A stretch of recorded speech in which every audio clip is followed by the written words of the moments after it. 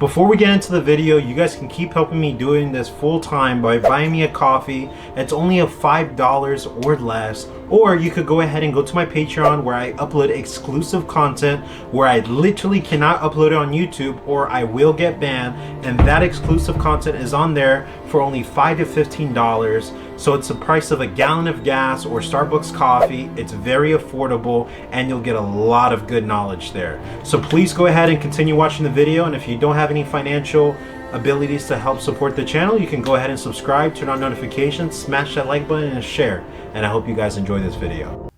Two-part questions. One, I want you to break down what you mean by that by pointing out your enemies will point out your insecurities or your problems. I want you to break that down. And then also the most important one, and I don't think anybody could find success without this. What is the first step of forgiving your enemies? Okay, so choose your enemies wisely. It's a book, the first business book I wrote with Simon & Schuster was Your Next 5 Moves. That was, concept of sequencing. I look at everything in life about sequencing, and like even when I walked in here, I saw how you guys flipped it. In my mind, I'm like, what did they flip first? Did you guys flip this first, or did you do this first? And what did you do there? Like, what's the... You got that from your mom's side. I got that from... I got the paranoia from my mom's side. I need you to bookmark that, man. I got the, oh my God, did my mom make me paranoid? Please pause that, because we can do an hour of that. We can come back to that. No, she's like that. So anyway, so the whole concept of paranoia comes from mom's side. Sequencing to me comes from watching everybody and seeing, hey, what are we going to do next? Like, war happens in Iran. It's like, what are we going to leave? What are we going to next? Are we going to do this? Are we going to first go to Bandar Pahlavi? Are we going to go do, what's going to happen next? It was always like almost like the whole flight, freeze. Like, if we have to escape this place, fight or flight. Yeah. So, dude, they get mad at me because when I'm at a restaurant, my back can only be up against the wall. I have to see everything. Identical. Same. Yeah. Bro, because... paranoia. You have to know, okay, if he makes this move, I got to be prepared for that. 4th of July, we're all at 4th of July. I gathered everybody. I go, if, God forbid, I know this is a bummer, you hear shooting, I need you to run there, swim into the water, Jessica, because my sister can't run too far. So I go, you're going to swim there, I'm going to meet you over there. Yeah. And they're like, dude, you're being paranoid. I go, it's better to be prepared than not prepared at all. Same page, man. I mean, this is, if I'm here, I'm sitting here. He told me that. Sam told me that. I love that. But anyway, so that first one was Your Next 5 Moves. And the first thing is you have to know, who you want to be and what kind of a life you want to live. Too many people, everything for you happens from there. So who you want to be and a life you want to live. I just want to be a Christian pastor. Well, your enemy is the adversary. Choose your enemies wisely. That's your enemy. You know what? I want to go out there and, be the greatest basketball player. Really? Yeah. What level? At the highest level. Well, like what, just to make it into the NBA, or do you want to be all-star MVP champion? Highest level. Well, then your enemies are going to be the guys that came before you, and it's going to be partying and clubbing and drugs and women. That's your enemies. Your enemies are women, distraction, if you want to be that guy. So when Allen Iverson and Kobe are done playing a game, and afterwards they're like, hey, let's go dinner. They go eat dinner, and then AI's like, hey, man, can you drop me off at the club? You want to come? He said, no, I'm not going to the club. I'm going back to the gym. AI says, that's what I knew. I'm not Kobe. I'm going to the club. Kobe's going back to the gym at midnight to practice basketball. So Kobe was playing a very different game than AI was playing. So that's the part about choosing your enemies wisely. So now let me go into the enemy side.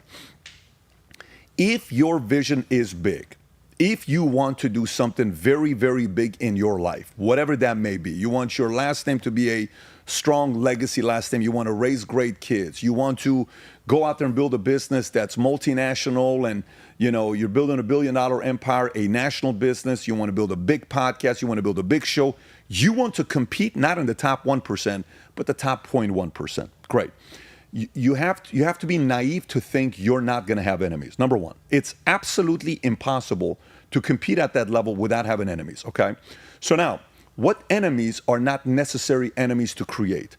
I read this one book where the guy says, sometimes in a company, when you don't know it, sometimes you create unnecessary enemies, meaning somebody is about to quit, okay? And it's not going to work out. You have to learn the art of letting them go gently, okay? The art of letting them go gently does what? It eliminates a future enemy. If you let somebody go in a very abrupt way, which I've done, definitely. I just did. Yeah. Okay. So what happens when you do that? You create an enemy for no reason. You create an enemy, and it's no reason. So by the way, those types of situations, you look at it and you say, man, I shouldn't have done that. Okay, Pride got in the way. Ego got in the way. And by the way, it happens to all of us. It happens. It's never going to stop. You ain't never going to be. Look at it as a free throw shoot. You're never going to shoot 100%, but you want to shoot 80%. Like if you're at 50%, go to 60, 70, 80. You want to be around 80%, which means you're going to make the mistakes 20% of the time. So certain enemies in life, I don't want to compete with my kids. That's not my enemy. I don't want to compete with my siblings. That's not my enemy.